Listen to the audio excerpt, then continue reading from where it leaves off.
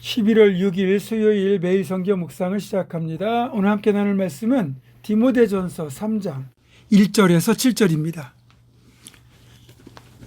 디모데전서 3장 1절에서 7절을 제가 봉독합니다. mit보다 이 말이여 곧 사람이 감독의 직분을 얻으려 함은 선한 일을 사모하는 것이라 함이로다. 그러므로 감독은 책망할 것이 없으며 한 아내의 남편이 되며 절제하며 신중하며 단정하며 나그네를 대접하며 가르치기를 잘하며 술을 즐기지 아니하며 구타하지 아니하며 오직 관용하며 다투지 아니하며 돈을 사랑하지 아니하며 자기 집을 잘 다스려 자녀들로 모든 공순함으로 복종하게 하는 자라야 할지며 사람이 자기 집을 다스릴 줄 알지 못하면 어찌 하나님의 교회를 돌보리요. 새로 입교한 자도 말지니 교만하여져서 마귀를 정죄하는 그 정죄에 빠질까 하며 또한 외인에게서도 선한 증거를 얻은 자라야 할지니 비방과 마귀의 올무에 빠질까 염려하라. 아멘.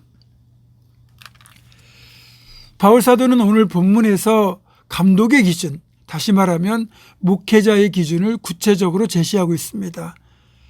먼저 감독, 즉 목회자가 되는 것이 선한 일을 사모하는 것이다, 이렇게 말씀합니다. 목회자가 되는 건 하나님이 기뻐하시는 일이다, 이런 뜻이죠. 그렇게 목회자가 되는 것이 하나님이 기뻐하시는 선한 일임에도 불구하고 충분히 갖춰야 될 기본적인 품성과 자질이 있다고 바울사도는 말하고 있습니다. 우리가 살펴보게 될 이 감독의 자질, 즉 목회자의 자격이 이처럼 많다는 것, 엄격하다는 것은 그만큼 목회자의 자리가 차지하고 있는 중요성을 대변하고 있는 겁니다. 자, 그래서 그런 이 기준들이 어떤 것인지를 저희들이 한번 일일이 살펴보도록 하겠습니다. 첫 번째, 책망할 것이 없으며 이렇게 되어 있죠. 목회자는 모든 면에 신중하게 행동해야 됩니다. 그래서 책망받을 일을 만들지 말아야 됩니다. 구약의 사무엘이나 다니엘을 보면 흠잡을 것이 없었다, 그렇게 되어 있거든요. 목회자가 신중하게 말하고 행동해서 책망받을 일이 없어야 사실 목회적인 역량을 제대로 발휘할 수 있습니다. 다음으로는 한 아내의 남편이 되며 라고 되어 있습니다. 당연한 이야기 아니겠습니까? 예전에는 구약만 해도 일부 일처제가 아닌 일부 다처가 허용이 됐습니다. 시대적 상황이 그렇다 하더라도 성경적인 원칙은 한 남자와 한 여자가 만나서 일부 일처로 가정을 이루는 것입니다. 하물며 목회자는 이런 면에서도 당연히 본이 되어야 되겠죠.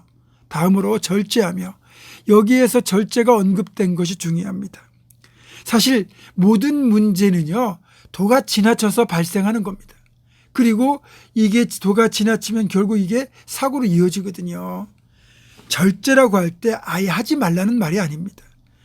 해야 될 일이고 해도 되는 것이지만 거기에는 가장 적절하고 좋은 수준이 존재합니다.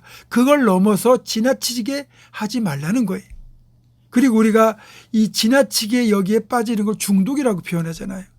그러니까 해서는 안 될 것을 하는 것을 중독이라고 할 때가 있죠. 예를 들어서 마약 중독이나 술 중독 이런 게 있지 않겠습니까?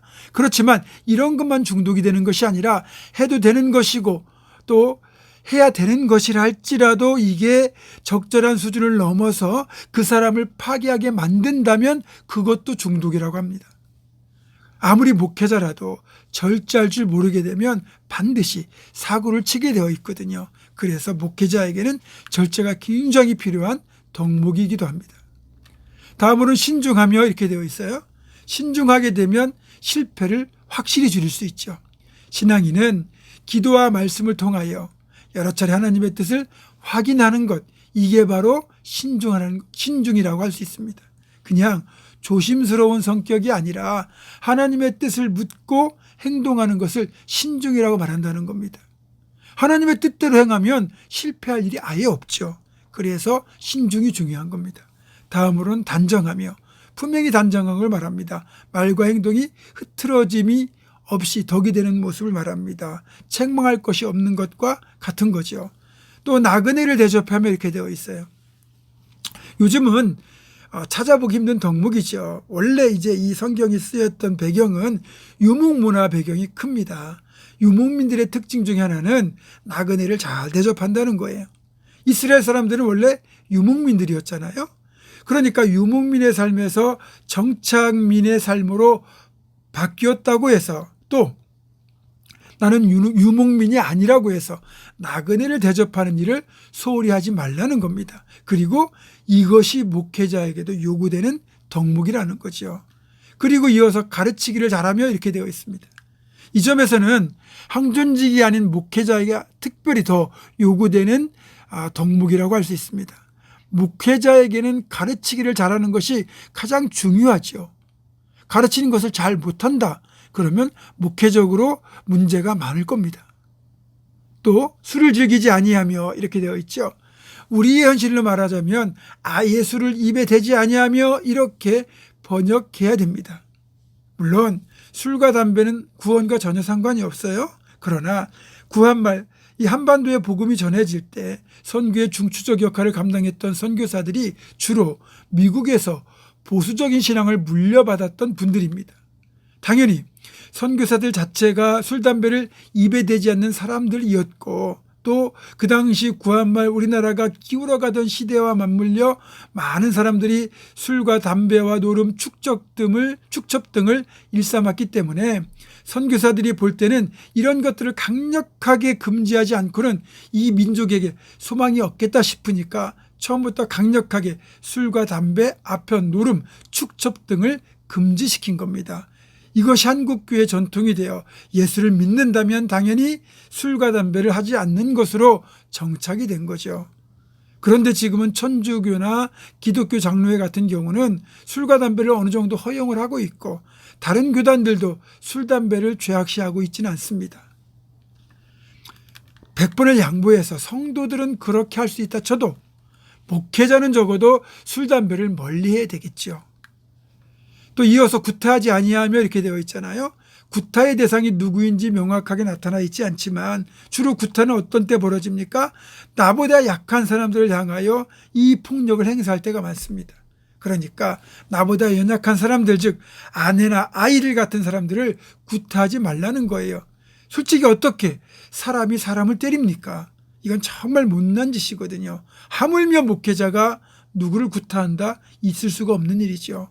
오직 관용하며, 또 이 말씀은 성도들의 잘못을 사랑으로 품고 감싸고 바르게 이끌어 주라는 뜻입니다. 관용이 없어지면 율법적인 태도만 남아서 그 공동체가 정말로 메마르게 됩니다.